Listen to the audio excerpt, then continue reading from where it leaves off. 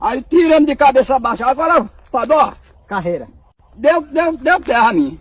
Aí, quando eu arrecatei ele na seca, eu digo, vou logo abaicar vou abaicar logo os dois. Oxe, que nada, mano.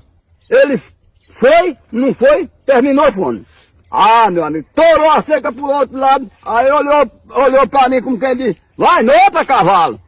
Aí eu digo, e agora? E eu me ardendo com a dor na coisa. Papai disse, cadê o bicho? Pegou? Eu digo, papai, pegou o quê? Ele torou a seca. Eu disse, você vai me mostrando ele torou. Oxe, quando o papai chegou lá, disse, eu não quero olhar buraco de cerca, não. Eu quero saber como é que você deixa um bicho desse se embora. Ele torou um chicote. Agora foi uma pisa, viu?